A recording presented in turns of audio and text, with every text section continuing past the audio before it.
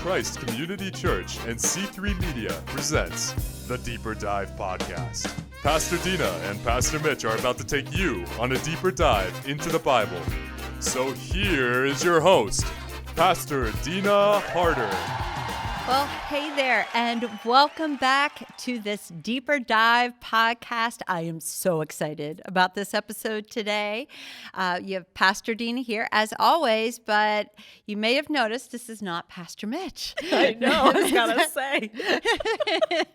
I have with me one of the founders of Echoes of Madagascar, Sandra Kerr. Yes. She and her husband founded Echoes of Madagascar In 2009. in 2009. There we go. I thought it was a few years ago. So yeah, that's been, It's crazy. my goodness. Yeah. Almost 13 years. Yes. Yeah, that's awesome. And so obviously in the name, it explains that this is an outreach to the nation of Madagascar, which I believe is where you are from. Yes. Yeah.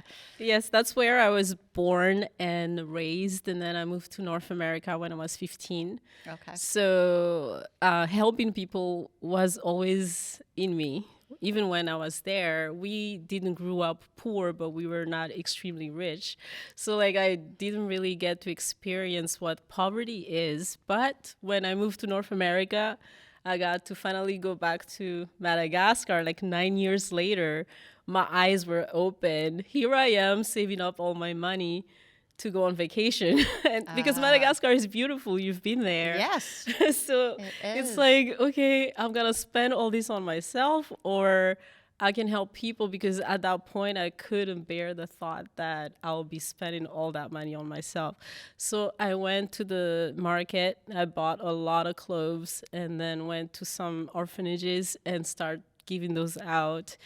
And then I saw too that if I continue just helping that way, it might enable people to be more dependent on those donations. Yeah. So I felt like if I would invest in people, then they could get equipped and they can use their own talents and abilities, and they can then build out their own source of income. So when I got back from that trip, I talked to Lance. We were dating at the time. And I was like, dude, we need to do something. Let's do this.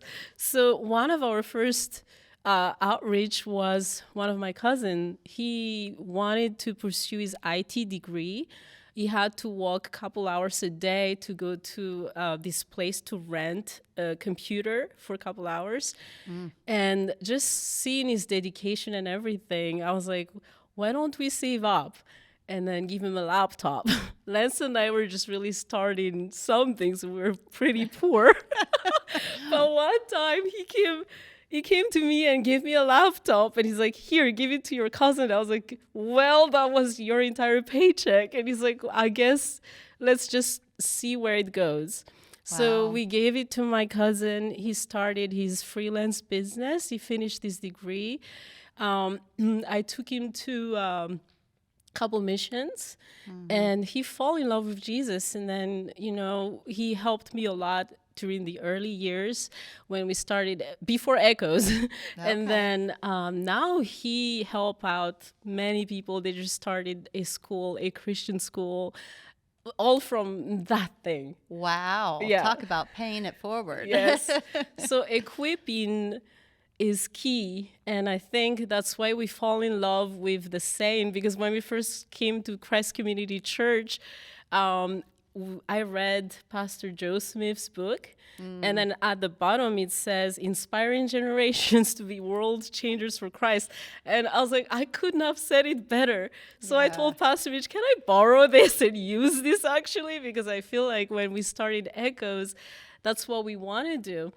The word that God gave us is as you can see on the logo, it's Madagascar, but then it echoes. So at first I felt like God wanted me to hear the cries from people echoing.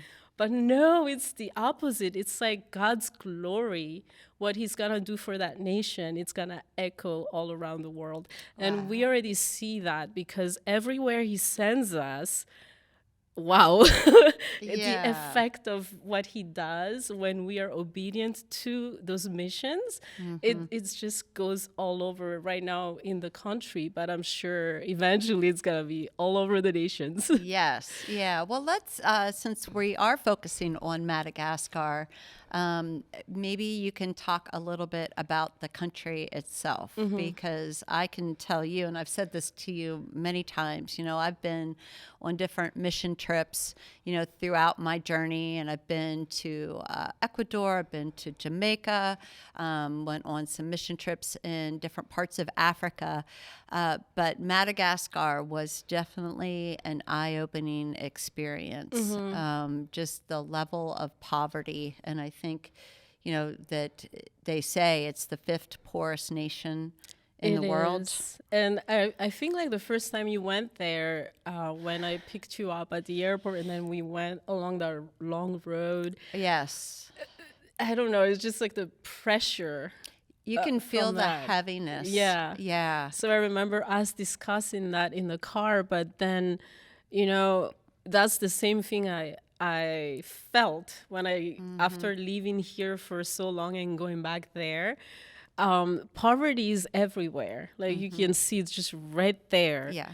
everywhere. But the thing too is like when you go to a country like that, the spiritual poverty is Yeah. what really makes it that hard to reach out to the people, to the community, because there's a lot of witchcraft, taboo, and everything. So we can talk about economic poverty, which Yes. is everywhere over there. Yes. The corruption and everything, but really the roots of it is that spiritual poverty.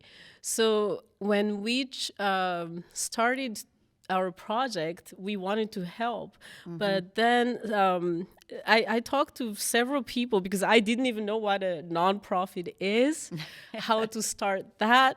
I just had Yeah. my children, my babies. I'm like, Yes. I barely could speak English at the time. I'm like, why God, why right now? So I had to educate myself about poverty, like read a lot of books, and then talk to people, because what you see is just a glimpse of what really poverty really is. So we need to go to the source. So I guess like we see that in the Bible too, when nations, have other gods, Yeah. then you can see the effect of that, not only on the community, but on the entire nation. Right. And we really desperately need the people of God to go and take a stand, not just voice it, but leave it out and on a daily basis. And that's what's lacking. So that's why we started all this project tackling poverty on the spiritual level first. And then as we equip leaders, then they can take on what they've learned and start implementing that into this project. Because at first we could go to a community or a village and we start a project, but if people are not engaged the way God intended to be, we are to implement the kingdom culture in these areas. But if we don't even know the kingdom, or not even know the king, or not even live according to what he says, how can we implement anything? So That's good. that was the intention. So we knew it was so big of an endeavor. Yes. And that's when, I started talking to you. I met several church leaders, and since 2012, like when we started Christ Movement, the intention was to rally young people, young leaders to work together for the kingdom purposes, Yes. equipping them. But then as we go through that project, we saw, like Pastor Yer, for example, his love for God, his love for the He's people. amazing. And I just love love for him. the nation. Yeah. So that's why I was like, the way you and Pastor Mitch taught us about the foundation of faith, it really got to me to a point where, oh my gosh, I've been living this the wrong way all these years, that when you guys taught that, it was so simple, yet it touched me and changed the way, not only for my life, but the way I share it with people. But why not take you there and you teach them? Yes. So yeah, that was like a part of that spiritual poverty that we wanted to, I guess, eliminate, at least for that certain group of people, so that they have the truth and the truth sets them free. So you see, like, for that moment, they shift the way they think. They wanted the best for their people all along, but now they have the kingdom strategy to go in, and they have schools. They already have schools implemented. They already have all that project, but with the kingdom culture in mind, now they have God's purpose for not only them and their family, but the entire community they are in. Well, and speaking about the foundations of faith, you referred to the book earlier, Joe Smith, and that's not like the Joseph Smith that you might think of with like the Mormons. This is Pastor Mitch's dad, Joe Smith, who wrote this book on Foundations of Faith, which then you took, it's a booklet, and you translated it into Malagasy, so that, you know, the nation there could be able to just start learning and growing in their faith. And just the hunger that I have seen. I've been there 3 times, but that was the second time that you're referring to, when I had the opportunity to teach this to pastors and leaders. And you just, I mean, people walked days and days. 7 days. 7 days. 7 days. Wow. To get there. I mean, they rode, some of them rode bicycles, and I'm talking like what we would call retro now. They were more like the steel bikes, I would say. To get there, I mean, it was such an honor to me to speak to those that are willing to just sacrifice so much to go, because you're right in saying it is the spiritual that underlies, and you know, you see the fruit in that case of the poverty, in the spiritual poverty.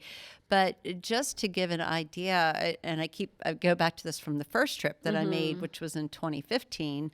And we were working on just helping to, you know, fix some things in an area in the capital city, which the name of the capital again is Tana. But no, I can say Tana. But thank you. Yeah, can't say the long name, but I can say Tana. So that's where you started, was in the capital city of Tana.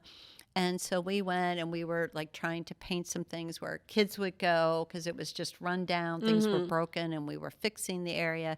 But I remember that you walked to go to a store. So this is a store like, you know, you might call here, you know, a more like a grocery store or something, but you came back with paint, and some of the cans were just hard as a rock. I mean, this is the reality of like what you can purchase. We needed a fan because we were so hot, like there wasn't air condition, and poor Sondridge was trying to help we Americans that were part of the team to just get cooled down because it was so hot. So they had to buy 2 fans in order to get enough working parts to make one fan for our room that we were staying in. I mean, and that was a half-a-day journey, and we had to push the cab. Okay, we forgot that part. You had to push the cab to get there. So, everything is a process. That is the saying. Everything is a process. So, but I think it's important to share some of that, even though we know it's like we got to focus on the spiritual aspect to help this country, you know, be set free. But to realize, like, when you guys are there doing this, and we have some of the team members here from Madagascar, yay, that we'll be bringing on at the end of this. But to do what they are continuing to do there day in and day out, it is a sacrifice. It is truly a sacrifice. I mean, even as we were there the first time, I remember you saying some of the team members may only have 1 meal a day. That it was just rice. Like, that's it. You fed, and I know we have some pictures of this, you would do, as part of your outreach, a big meal around Christmas time.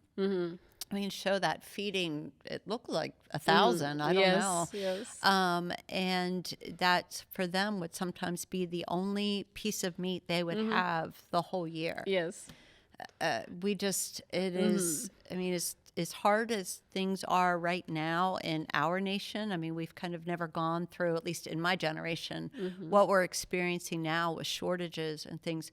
We all have more than, most anyways, have more than one meal of rice a day that we're eating. And so just to see, though, these kids come in who are now grown and discipling other ones, and they are just going for God, and they didn't need much as far as, you know, the physical things, but that hunger for God that you have shared and equipped them with, and now they are making a change in the nation. Yes, and it's a part of why it's important when Jesus fed the people.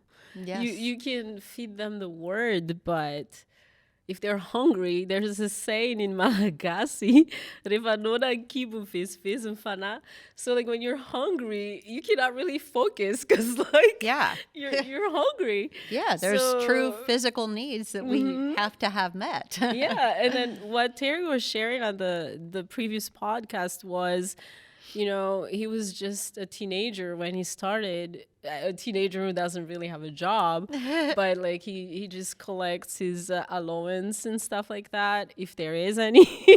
And then he would buy snacks for the kids, and that's an incentive for the kids. And then eventually he taught the kids not to rely so much, because the kids would be like, give me some. And he's like, you know, teaching the kids like not to have that mentality of always expecting to be given something, but to also aim for the fact that they too can be someone. They too can do something, and not only to survive for themselves, but to really be someone who inspires generations.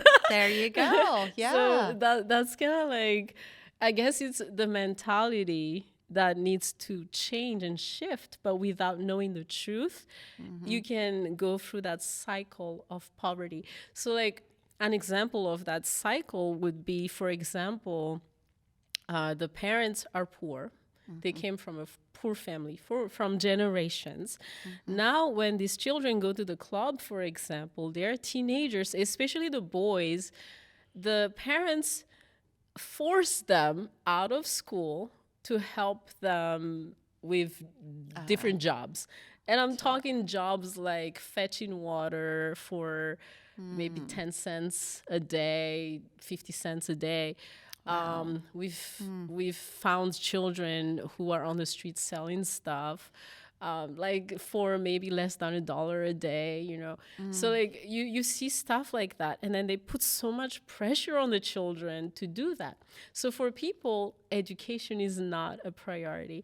So as we do the club, kids come all the time. Like Terry said, he had like about 2,000 kids on his own group, but when we came together, we wanted to dilute it a little bit, I would say, I guess. And then we wanted fewer children so that we can really focus on them and their family. So as they go, we figure out that some haven't eaten. Some kids get really sleepy during the class because they are hungry. Some older ones would carry their baby brothers or sisters while they are in class. Some have to run out like real fast and run back, and we're like, what is going on? And some have to go home to help their parents real quick and then go back to the club. So you find all this stuff. So we figured like we need to know these children individually if we really want to reach out to them, if we really want to equip them, because God made us so unique in a way that if we just try to kind of teach everybody the same, then we fail to see the beauty that God planted in each person. So I guess that's what makes discipleship such a long process, because you get to know the person that God created. And the more we get into the teachings, the more, you know, we learned to be prophetic into these teachings, into the way we lead them, into the way we communicate with the parents. because after a while we figured it's not really our agenda that we need to focus on. It's really God's agenda for them. So I guess discipleship starts with us first, and then the more we yield to Holy Spirit as he guides us, the better we know what that person would really need in terms of discipleship. So, but again, people need to be fed Yeah. in the flesh Yes. before we can really reach out to their spiritual needs. So that's why we combine outreaches for meals, we do care packages, we do microfinances to help parents for their own businesses. We do all this stuff in the community too. We do community project that would help the entire community, just as an incentive for them. Like, hey, we are not just here to like, preach down the words, but it's us living the words. That's why we are able to do all this. It's faith in action. Yes, there you go. Yeah, yeah. And you guys are doing that. And I think as you've had to say, like, yeah, you have to focus on raising up some more leaders, which you have done and continue to do, then those leaders are reaching more and more people, because you started in Tana, but now you're along the East Coast, and you have a couple of places there. Yes. What's the one that I went to? The one you went to is Tamatave. Okay. We visited there. Yes. Sometimes we just do like outreaches with our partner churches or groups. But we do have 3 different branches in Madagascar. So one is in the capital. It's all right. Getting healed. Oh my gosh. Okay, so we have 3 different branches. One is in Tana, one is in the East Coast. I mean, 2 are in the East Coast, but since the village that Terry and Tulch are in is so secluded, it was necessary that we have that one branch in a nearby city for them to make it easier to transition. Okay. And one of the things that you talk about a lot when you talk about the vision that God's given you to impact the nation is to create the sustainable development, and some of that is through the microfinancing, but I think helping the villages and going in and doing practical things to meet needs, which really I think kind of ties into the village projects. So maybe we can talk a little bit about what brought you to that village, and you can say the name of it because I something like I guess it's it's all God. It's amazing how when we start really focusing on hearing God and paying attention, then we get a load of stuff. What I tried to do was I started to document everything from my dreams, or like things that he speaks to me about, because a lot of things I don't understand right away. And then when he mentioned sustainable development, I mean, that's words that you hear all the time. But to put it into practice, I'm like, I don't even know what that is. So like educating myself in all aspects of things. But the beautiful thing is like he guides into the intellectual part of it and the spiritual part of it, because there are things that I don't even know how to do. But as we move forward, it's like he's expanding the capacity to understand stuff, kind of like how he did in the Old Testament, even for those guys. So for us, the sustainability is key, but for someone to maintain that sustainability and for their children to inherit that and their grandchildren to keep on inheriting, again, it starts with the foundation, and which is we are made to be spiritual beings. Yes. And as we speak the words, it just like opens up something in people. Even if they don't understand it, it's always... one thing that I always remind my team is like, if we don't believe it, people will not believe it. Yeah. So faith starts with us. Until we believe it, let's seek, and pray. Because a lot of times God will give words that you don't understand, You don't even know, like how Noah, for example, to build this ark and everything, which, by the way, we end up calling our community center the Ark because of the fact that it required faith and everything was just unbelievable. But anyway, it starts with us and us carrying that word. When God gives us a word, he sends us somewhere. We need to release it. But if we don't even believe it, how can we really expect anything? So expectation is key. So I guess when faith is not all there, we just need to keep seeking and keep speaking it out. A lot of things that people sometimes ignore or maybe not know is when we go to territories, of course, there's already an army there who's like overruling that space. When you go in there, you have to expect that if you're going to conquer, it's not flesh and blood. It's really by the Spirit. So a lot of time people go to places and be surprised. Like, why is this happening or not happening? Why all this stuff going on? So I guess like we learn this as we go, because these things, when you really are in the field, that's when you really feel the tension and the pressure. And I guess I go back to what God already said. He said we are supposed to go to this village. We're going. He said he's going to make his glory known in this village. Until that happened, we need to keep going until that happened, because opposition is there. Terry, when we organized the tournament, for example. Well, before you talk about what you've been doing, because I want to get that, and then we're going to bring Terry and Dean on board. But this village that you felt like God sent you to had experienced a terrible tragedy. It was... The whole village was burned, is that right? Or part of the village? A part of it, yes. 120 houses Okay, burned 120 out. houses burned so down. I never even known what this village is, but I saw it in a dream a year before that happened. And it's just like the whole place... I saw it not in its burn state, but in its glory, in a sense.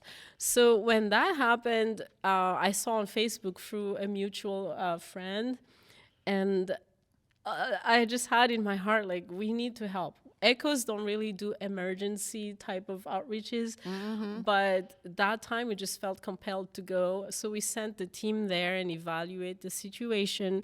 There were a couple groups that were already there taking care of the emergency needs of the people. So we started to do a case study about the village and started to build in relationship with the people and see like how we can go and build that sustainable project here. So the main thing that we did was to clean up the entire village. We started a system where they have to do that regularly.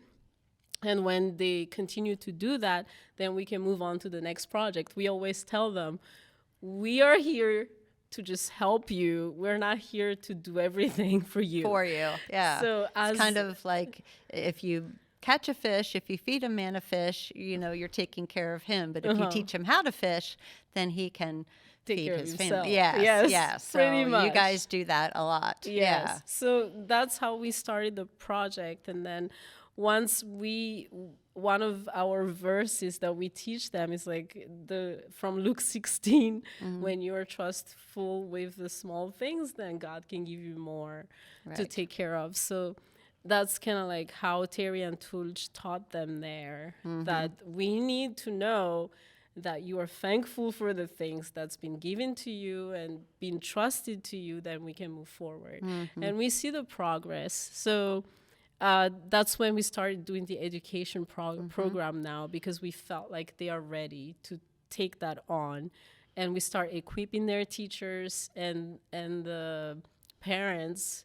But you know, since they live under that extreme poverty, I would say, if they don't go fishing, they don't eat. Yes. So Literally. they always choose eating over education. Yeah. So there goes again. You have to give them a way to build that sustainable income so that they can send their kids to school, so that they can also live life fruitfully. And that's what God's intention for us when like this land is very fruitful, like you can tell, but there's no one to really manage it properly. So I think one of the key for the discipling a community is, yes, rooting the teaching through the word, but to identify the resources from that place and see what is God designed here really. Because if he placed this particular group of people in this territory, that means they have everything that's needed to make this community flourish like how God intended. So I guess the key is to really find those resources, equipping the people to use the resources, and keep encouraging them until they are independent and self-sufficient in their way. Yeah, and with that, and we have some video footage that you guys have even of the the drone that flies over, that you can see some of the village, and including some of that, and realizing like some things are just basic needs. Yes. You built a community center. I don't know if there was one before or not, but so you put a community center there for the community. I mean, that was amazing. And then, building roads where there wasn't any roads. And it's not the way we think of building roads. You can see some of where they have to drive through if they get a vehicle through there. I'm telling you, I don't know if I could do that vehicle.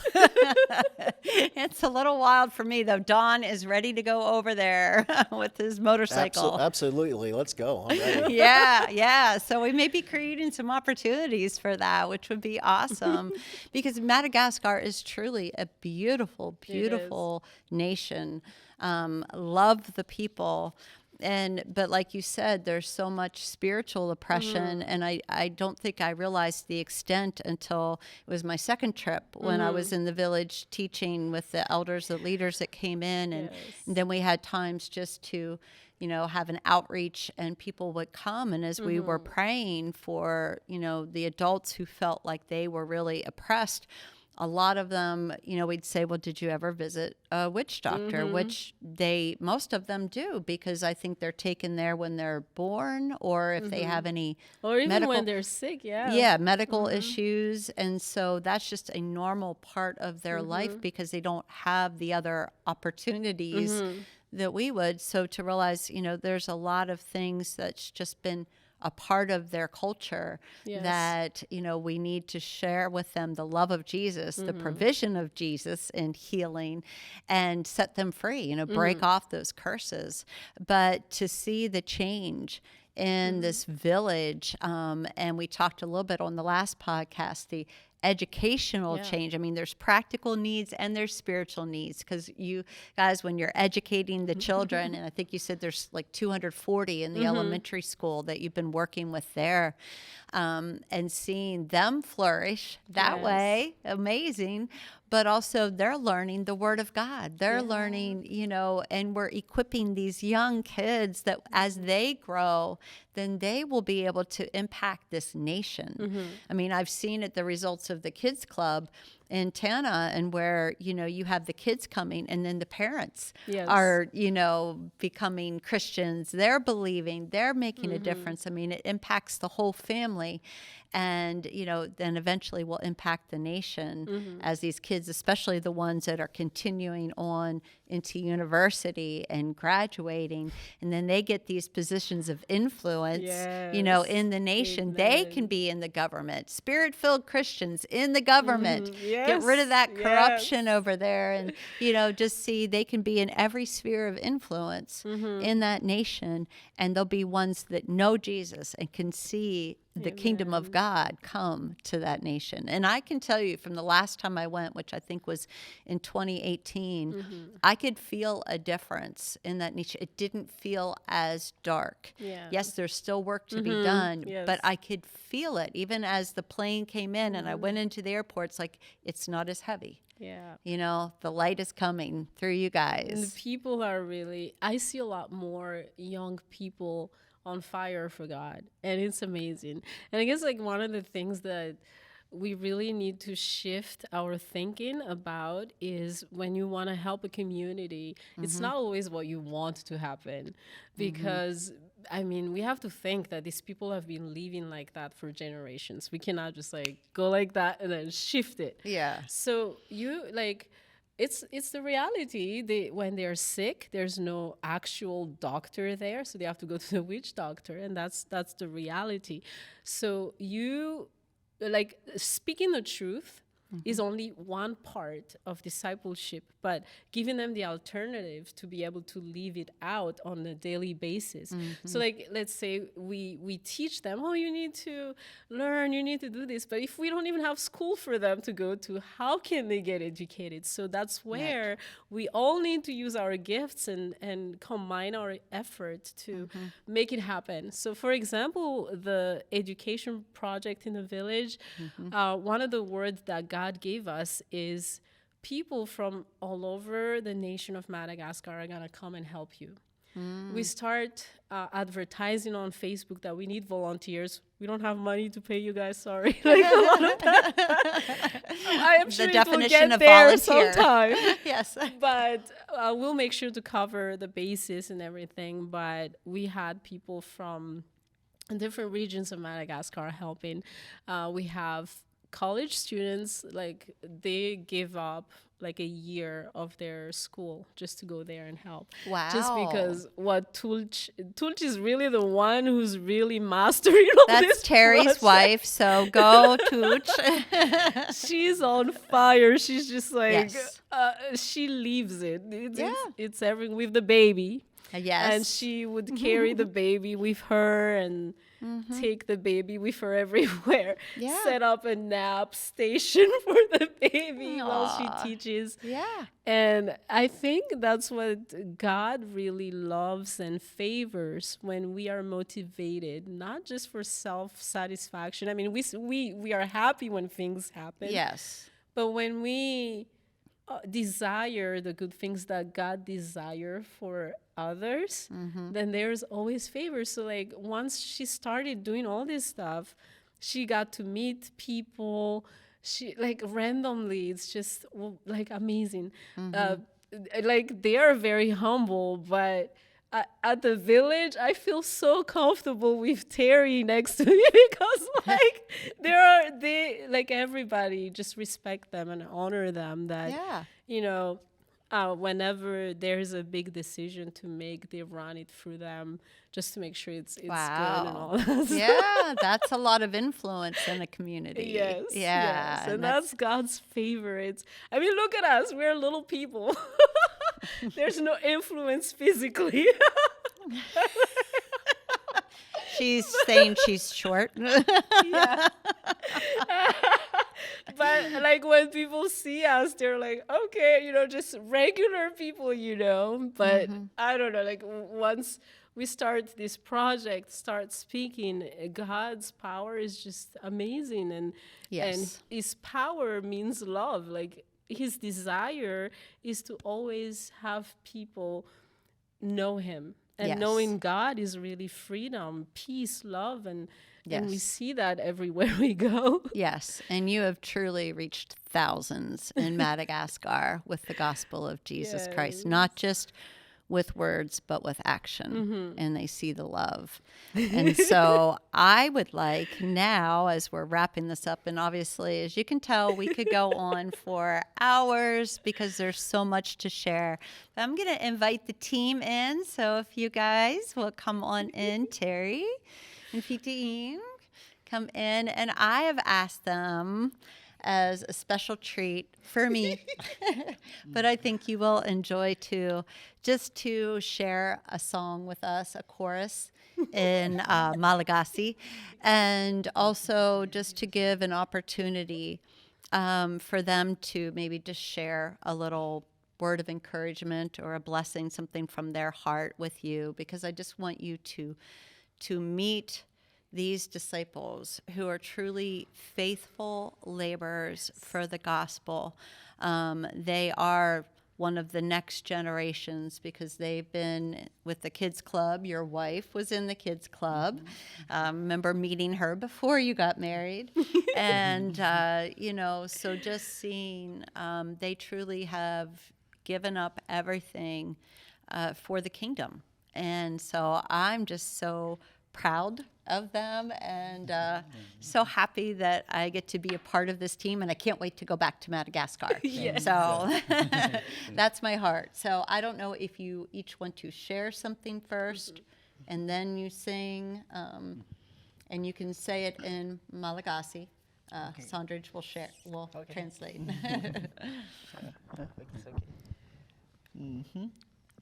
Sady mba mahay ny teny gasy koa nareo. Yeah, so you can hear Malagasy too. Yes. Za te hisaotra ny Christ Community Church. I would like to thank Christ Community Church Ni-inspiré be anahy indrindra nandehanako taty vao mainka ni-inspiré be anahy amin'ny mission ataony à Madagascar. because it really inspires me, especially since I'm here and seeing it for the things we do in Madagascar.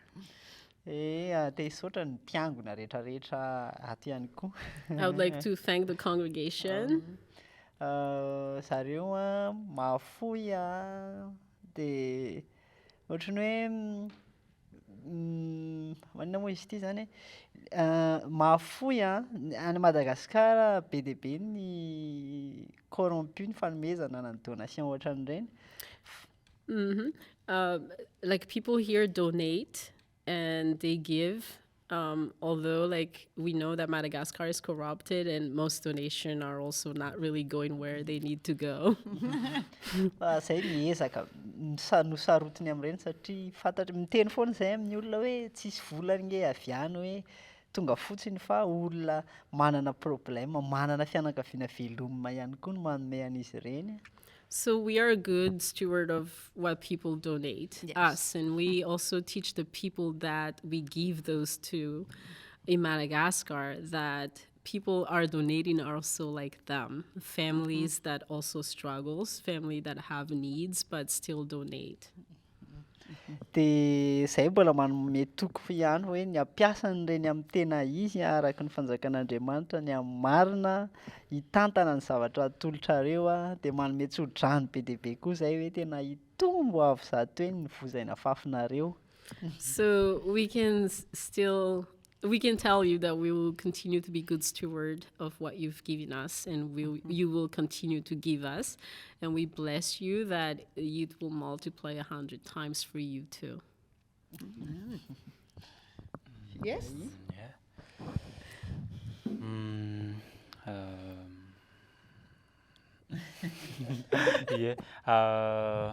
Misaotra tamin'ny fandraisana fa mahafinaritra be koa ny fandraisana dia isan'ny tena tiako ao anatin'ilay izy ny mijery ny manodidina ato amin'ny Christ Community Church. Malagasy to Malagasy.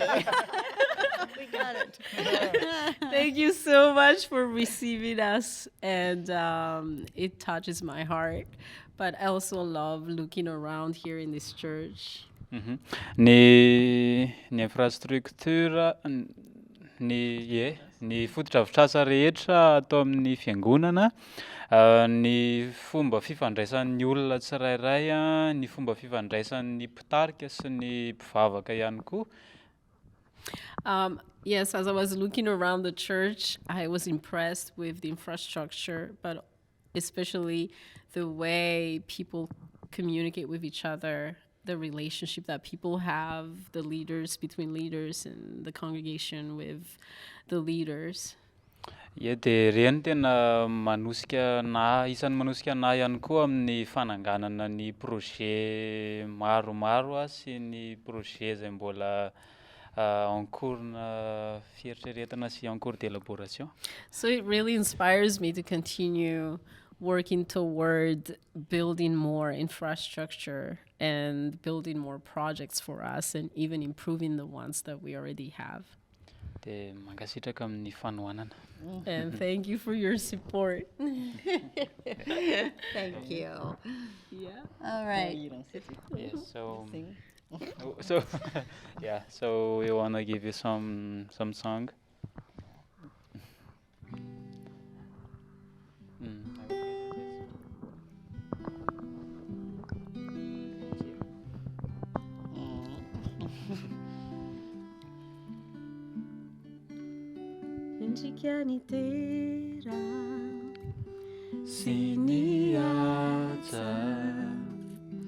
Asandratra ny tananaio mba ho voninahitra mendrika ny tera sy ny aja. Asandratra ny tananaio mba ho voninahitra fa tsara anao mahagaga tsara anao tsisy mitovy aminao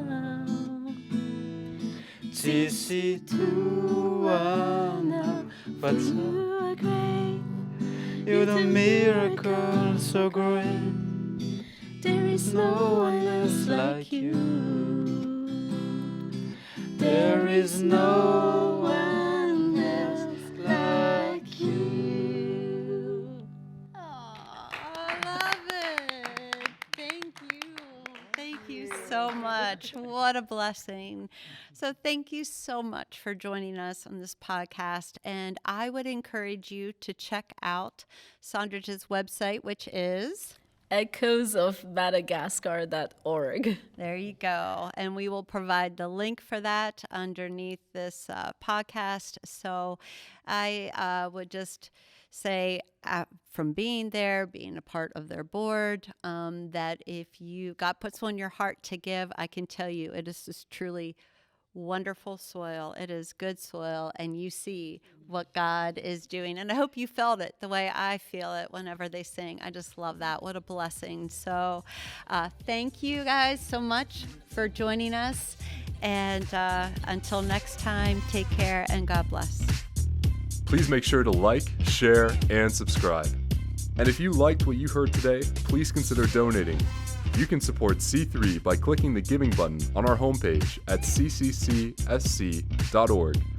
or by texting CCCSC to 833-257-5698. Thanks again and have an awesome day. And remember, God has a great plan for your life.